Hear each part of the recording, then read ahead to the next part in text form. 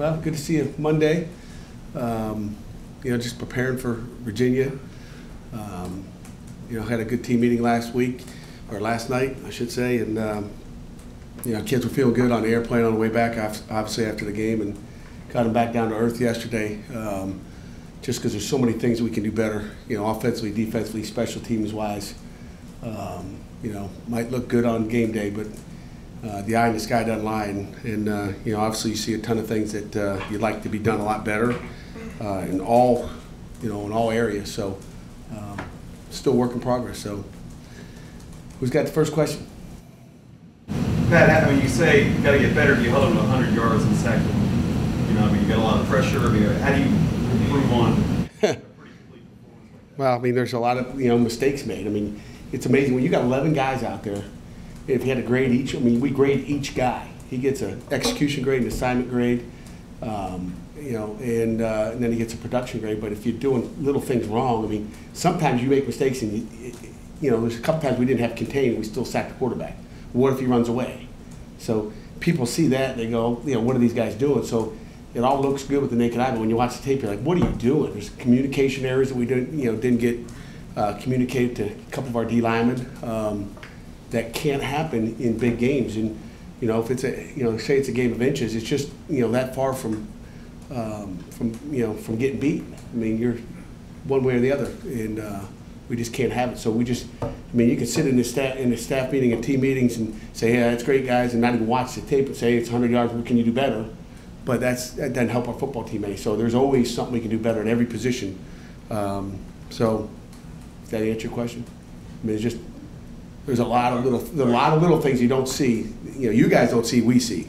Well, after Youngstown, you talked about how you behaved, get out of here with the win, whatever. That was the game where you didn't particularly play that well. Are you more inclined, though, to maybe point out the smaller things when you do have a performance like that? Where oh yeah, you're focused on the big things at Youngstown State, and you're going, whoa, my gosh, what? And then all of a sudden, when it comes to that, we're getting closer.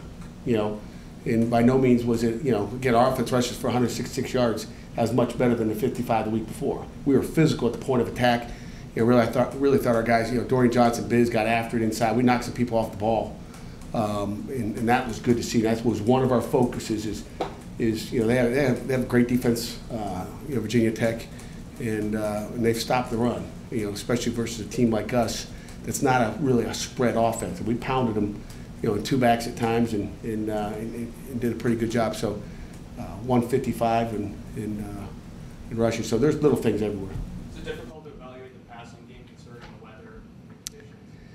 Sometimes. Our passing game needs to get better as well. We drop a ball near the end. That would have, made things a little bit better. But, I think it's, the conditions, that you're playing in, 2 out of 4 games, Akron being, miserable. And really the Tech game was pretty nice out, So, yeah, it's hard to do that, but I think we can still throw the ball in the wet too. So. What do you see other than the weather? What do you see the problems are with deep passing? You said the deep passing game. Maybe we got to throw more deep shots, but you got 34 minutes of time possession, and we got to connect on a couple. Jester's got a chance to make one, but if you look on the other side of Jester, it's like 23's wide open too. It's like we just got to get it to him, and it's not easy. Nathan's going through his reads, and we'll hit a few of them. It's nice to win without them, right? We'll hit them when we need to. Like I told Jester after the game, you saved that one for this week, so I'm hoping he hits. It's nice to save some stuff. How much do you figure to use Chad's sort of package moving forward? I think every week we're going to have something going in. I think he's a great football player, and we want to keep him oiled up and ready to go. I think everybody, as a defense coordinator, everybody's vulnerable to quarterback runs, and it's that 11th guy, and he does it so well. Really disappointed he didn't get the chance to throw the ball. We got some other stuff that we didn't use, but I really wanted him to throw the ball. The head coach was like, "Hey, throw!" And people don't think he's the running guy, but really wanted his first play really to be a pass. So maybe this week. Yeah, I was going to say, do you think you have to at least show at some point that he's capable of throwing the ball? Well, we know he's capable of throwing the ball. Guy was a starter a year ago, but I think everybody thinks he's going to go in to run it, and I don't want that to be the case. So he will run the ball and he will throw the ball. So, but that's our job to get it called and you know, just the amount of plays and you know, you base it on the situation of the game, whether it's the weather conditions or you know how we're holding up defensively. You got planting that seed in the heads of coaches around the ECC. What's that? The seed, planting the seed. Watch out for Chad. You know? I don't know if you're planting a seed. I mean, I think they're going to prepare for him because they have to, because he's been out there. He's played a lot of football for Pitt. So, you know, like I said before, I think they're both very similar. You know, you watch later, you know, Nathan has a nice quarterback run up the middle where nobody touched him for about 10 yards. So, I mean, there's a little bit of both. You know, Chad needs to throw it and run it, and so does Nathan. I mean, they're both the same guys. So. You said last week that we're always going to see oars on the depth chart pretty much. But this week it doesn't really look to be the case. I'm trying to trick you guys. You think there's no oars, and you know, there'll be some oars. There's always oars. But you know, EJ pressed me on it. He said these guys want to get rid of the oars, so I said, okay, take the oars out of there. We won't tell them. I don't know. There's always. I mean, again, you can see a starter listed there today, and it may be different tomorrow. You know, it won't necessarily be on the 2 deep for the weekend, but guys are competing every day, and you know, if Prayer sees an oar going down, you know, he ends the game with a pick. I mean, how do you make him? Anyways, that they know it's an oar. You know, it's not necessarily a sign of people separating themselves from other guys. Not really. I guess I was just sick of looking at the oar, and EJ pressed me on it. How about that? I mean, it's, you know, he's like, hey, what do you think? I was like, get rid of the oar. If you want to get rid of the oar, get rid of the oar. Our guys know there's oars. What about a running back, though? Is Quadri after last week? I mean, I think he got, you know, a bigger footprint there at the tailback spot just because of what he did again. And I think he's starting to figure, you know, hey, what is his style? I mean, you know, when Pee Wee football with the Canfield Cardinals, Bill, I used to be a tailback. And, yeah, I got fired from being a tailback because every time I was looking for a touchdown every time. And you're looking to bounce. If I would have just hit it up in there, I probably would still been a tailback, you know. But, you know, Quadri tries to dance around instead of just hitting it up in there. And, you know, when he hits it up there like he did on that 4th and 1, doesn't stutter his feet, that's kind of bad. He's not a slashing back. He's a big bruising back, and he needs to play like that but that's, you know, becomes a habit, you know, of how tailbacks run. And I think he may have figured it out. So hopefully he just gets downhill and runs. I'm glad you brought up the 4th and 1. Fourth in Iowa, you didn't go for it on 4th and inches, but you know, at Virginia Tech you did. Is that more of your coaching style and your personality than a punt is? If I go for it on every 4th and 1, people probably say he's 100% go for it, right? So, I mean, it's just the feel of the game. I mean, you know, there's no magic. There's no. How do you feel it then? You know, it was a tight game. You're on the road. The crowd was into it, and you know, it's just something you feel. You know, so I don't know. Should I have gone for it, Jerry? It worked, right? I mean, It worked. maybe you should have. You know, yeah, maybe. I might hire you. I have a young man. What have you seen from Virginia? What do you expect from them on Saturday? You know, they're a good football team. They've done a great job. You know, Matt Johns, the quarterback, is you know, throwing the ball pretty decently through the season so far. They've had a tough schedule. I mean, they've played, you know, UCLA, Notre Dame, Boise, 3 perennial powers. You know, got a win against William & Mary, who, you know, Coach London knows because he coached at one point back when I was at Rhode Island, and so he's you know. We know William & Mary, you know, is a great football team as well. You know, we talk 1AA football, but they played 3 great opponents, and you know, the only difference, they've been at home a little bit more than we have. They've had 3 home games and an away game, but you know, they've had it rough, I guess, so far just with the people they played. And but you know, they beat us last year, so there's a little bit of, you know, we got to go back and get one. We get them here at home, and you know, they got a good football team. You know, Tenuto's defense coordinator. You know, known him for a long time, and you know, big zone pressure guy. We'll put pressure. You know, we'll force our offensive line to protect. And then, you know, Steve Fairchild's the offensive coordinator. And again, they got a great staff. And Mike London's a heck of a football coach, and has been around and known him for a long time. So.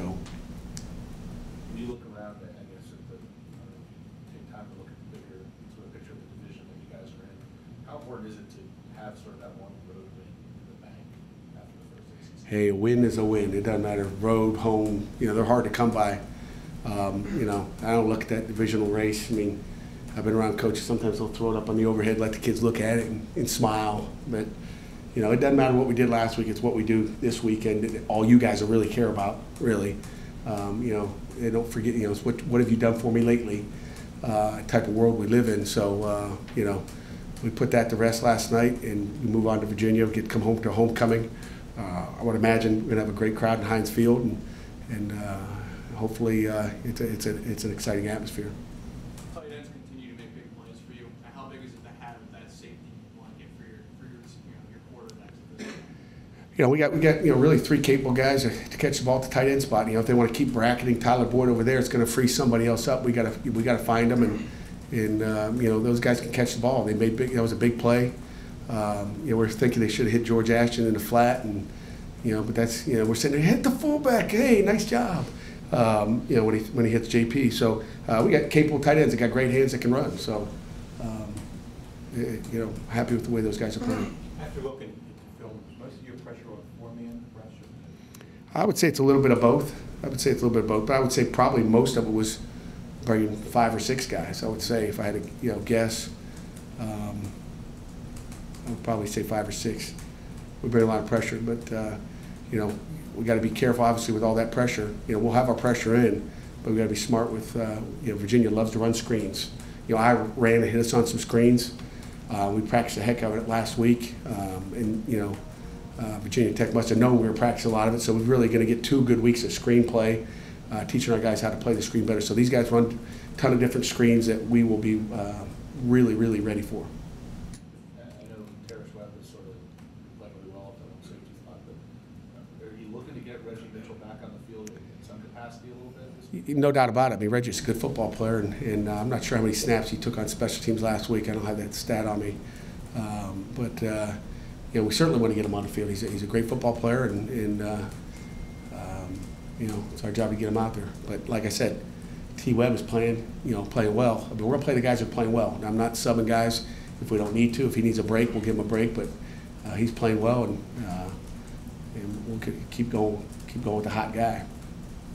I know this was before, I guess in your career, what has been the key to sort of getting consistent performance? Because here, the last few years, it's been big win, let down, big win, let down, big win. What's the key? Maybe not patting them on the back saying, hey, you guys did a nice job, you can't get any better. Maybe that's one of them, you know. You know, just coaching them hard, and like I said, not looking in the rearview mirror, looking ahead at where we want to go, not what we did. Because it doesn't, like I said, it doesn't matter what we did back there. We got to move forward and let it go and play the next game. And it's coming out motivated and hungry for the next game, not just sitting there going, hey, we did good. And, you know, everybody, you know, up on campus just tapping everybody on the back, saying nice job, all that baloney. And we can't let that get to our kids, you know, because, you know, it can waterfall down the other way. In your experience, have you seen that kind of thing hurt the team in the past? Too much success? No, not if you. We haven't allowed it as coaches where I've been. We've been pretty fortunate to keep our guys grounded, and I think that's coaching. That'll be on us. I mean, are we where we need to be offensively, defensively, special teams? No, and we never will be. So we'll continue to work and push our guys to get better. You know, they're not going to, you know, feel good and think that, you know, we're going to go out in shorts and practice like the Steelers are today. We aren't the Steelers. You mentioned coming home this week.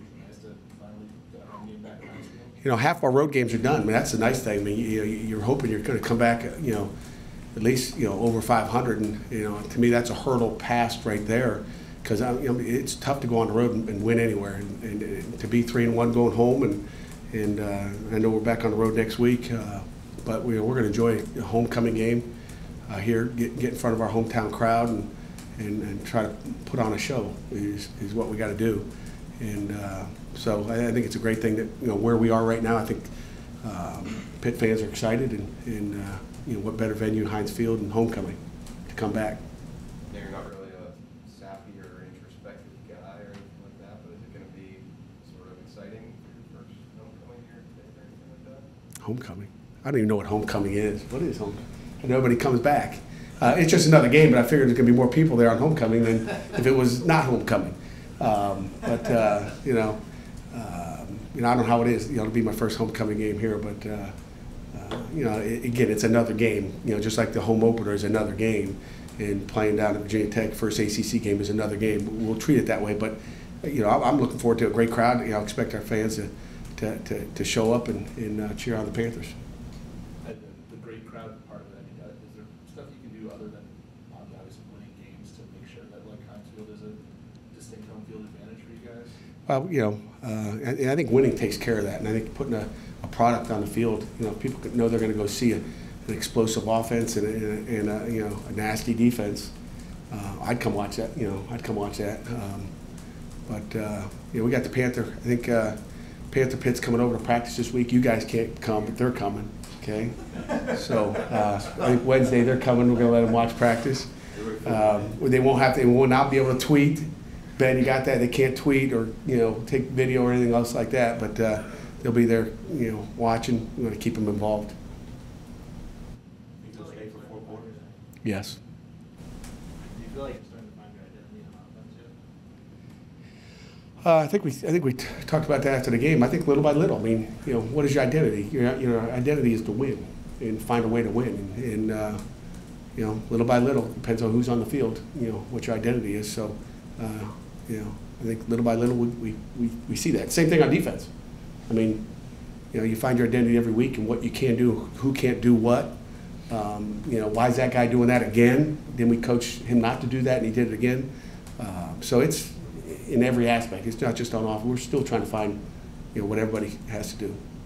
We rotated Books and Officer both had some time at right guard last week. Mm-hmm. Is there any separation there? Or do you think I think they're just still battling, really. I mean, I think, you know, Books is, you know, trying to get in there. We want to give him a shot to get in there. I don't know how many plays he had.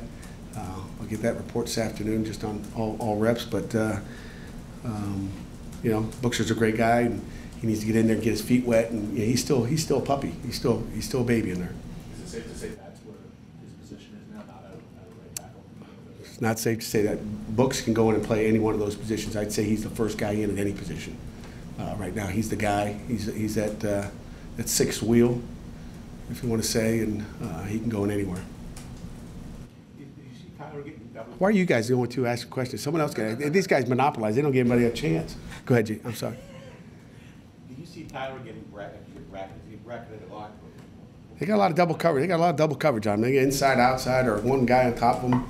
Yeah, I mean, there's on obviously passing downs and that kind of thing. So, yeah, I would double them too. You haven't seen before. No, I've seen triple teams before though. Anything final? Two notes. Just released Terrence Webb as the coach back to the league ACC, and our student athlete rep, Matt Colombo. For the sake of our colleagues on the camera, we're going to put him at the podium. And he'll be available off the podium. We have Galambos, and again, Matt's done a heck of a job for us. Matt is like the computer of our defense. You know, all the things that we ask him to do in our defense, that guy does a spectacular job of getting everybody where they need to be. And that's when you have success, usually that guy's, you know, we got a lot of formation blitzes. He does a heck of a job. So you guys will enjoy him.